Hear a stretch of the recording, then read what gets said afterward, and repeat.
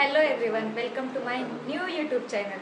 तर मी new YouTube channel असं का बोलते, कारण ऑलरेडी माझं एक जुनं यूट्यूब चॅनल होतं, म्हणजे आहे, अजूनही आहे, ते डिलीट नाही केले मी, पण ते बंद करणार आहे मी आणि हे नवीन माझं चॅनल असणार आहे. आणि याच्यावरती माझा हा पहिला ब्लॉग आहे आणि हा ब्लॉग 8 मार्चचा आहे, म्हणजे जागतिक महिला दिन आहे. आणि सगळ्यात पहिला माझ्याकडून तुम्हाला सगळ्यांना महिला दिनाच्या खूप खूप खूप शुभेच्छा.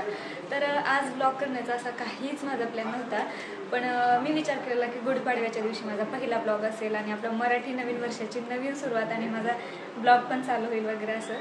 पण ठीक आहे, हे जे महिला दिन आहे म्हणजे 8 मार्च, तर ह्या दिवशी पण मी स्वतःला गिफ्ट समजेल हे माझं चॅनल. आणि आता ह्या गिफ्टला मला खूप मोठं करायचं आहे. मी स्वतःनं दिलेले हे गिफ्ट आहे, तर बघूया आता काय होतं. तर मी तुम्हाला आता सांगितलं की माझं जुनं चॅनल होतं, त्याच्याबद्दल एक खूप छान माहिती तुम्हाला नंतर सांगणार आहे. म्हणजे मला त्या चॅनलमधून खूप अनुभव आले. जर तुम्ही नवीन यूट्यूबर असाल तर तुम्हाला त्या चॅनलमुळे खूप फायदा होणार आहे. म्हणजे मग इतक्या गोष्टी अनुभवल्यात, काय गोष्टी तुम्हाला शेअर केल्या, तर तुम्ही नवीन यूट्यूबर असाल तर तुम्हाला फायदा होईल त्या गोष्टीचा.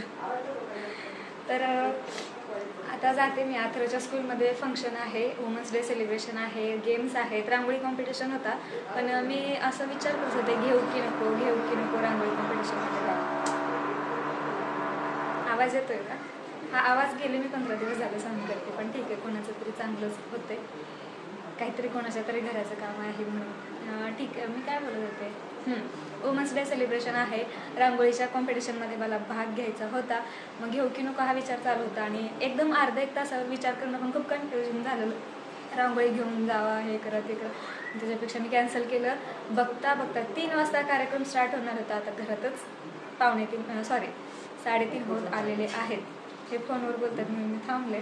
तर हा माझा पहिला ब्लॉग असणार आहे. प्लीज हा ब्लॉग पूर्ण बघा आणि छान वाटला तर कमेंट करून सांगा. आणि नवीन माझा जो जुना अकाउंट होता त्याची पण मी लिंक देईल मे बी. जर लिंक नाही जरी दिले तरी प्रिया सिम्पली मराठी ब्लॉग्स हे सर्च केलं तरी तुम्हाला माझं चॅनल भेटून जाईल. तर चला मी पहिला आठवड्याच्या शाळेत जाते आणि माझा हा लूक दाखवते. फंक्शनला चालते.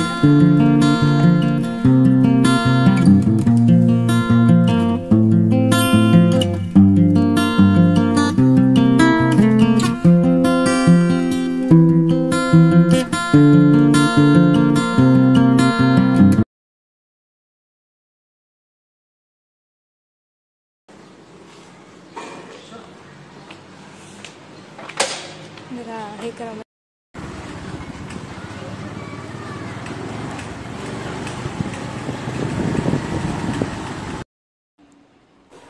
आणि ते पोहोचले मी शाळेमध्ये आणि ते गेटच्या बाहेर आहेत, तिथून मला बाय करत होते.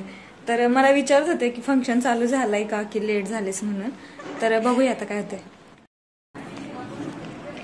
पोहोचलेली आहे शाळेत, मे बी कार्यक्रम स्टार्ट झालेला आहे.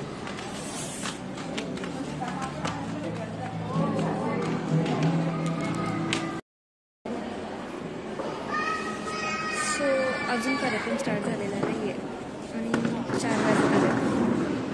मला माहित होतं लेट होणार आहे, पण लेट होणार आहे हे माहिती नव्हतं.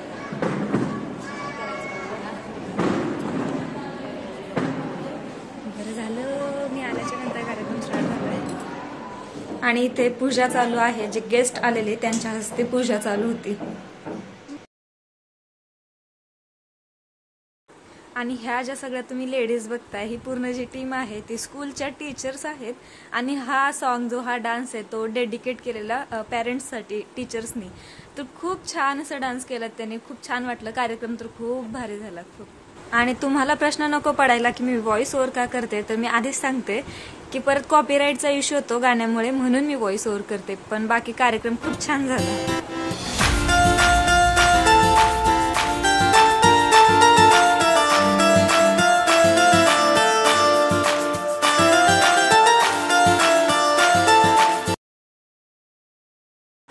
आणि जे समोर उभी असलेली लेडीज तुम्ही बघताय ती ऑब्विसली मीच आहे.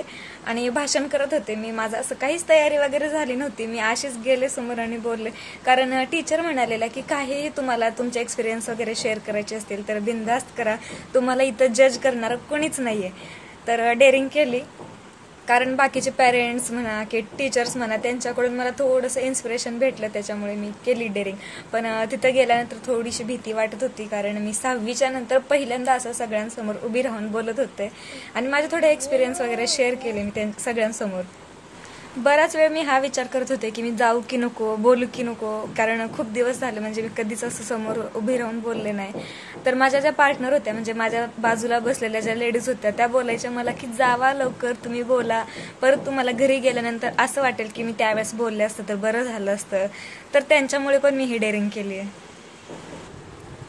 त्याच्यानंतर संगीत खुर्चीचा कार्यक्रम झाला आणि खूप महिलांनी पार्टिसिपेट केलेला, पण मी थोडं थकले होते, मला गरम खूप होत होतं, म्हणून मी थोडं साईडला उभी राहिले हवेला. तर संगीत खुर्ची झाल्यानंतर आम्हाला चहा दिले आणि आम्ही चहा घेतोय. मला खूप एनर्जी भेटली चहामुळे. बोला ना आता मधी मधी, व्हॉइस ओव्हर करू देत नाहीत घरातले लोक मला. आणि रांगोळी बघून घ्या तुम्ही, मी पार्टिसिपेट केलं असतं खूप बरं झालं असतं. भले नंबर ना काही ना, जरा छान वाटलं असतं मला.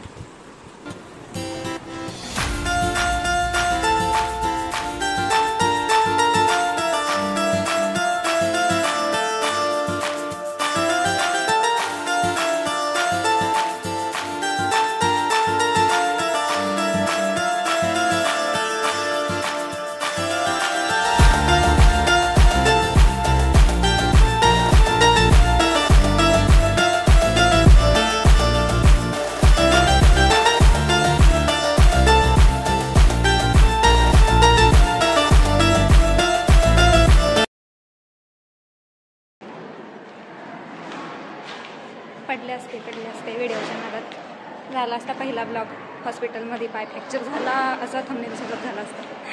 तर हस्बंड आलेले आहेत, कार्यक्रम खूप छान झाला. त्याचे डिटेल्समध्ये मी ना घरी गेल्या व्हिडिओमध्ये सांगते. आणि एक छोटीशी डेअरिंग केली, ती पण घरी गेल्यावर सांगते. बघते आता ते आलेत का. आणि रांगोळी तुम्हाला कोणती छान वाटली ते कमेंट करून सांगा, आणि कुठली रांगोळीला फर्स्ट प्राईज भेटला असेल ते पण सांगा. मग मी तुम्हाला सांगते कुठल्या रांगोळीला फर्स्ट प्राईज भेटायला व्हिडिओच्या एंडिंगला.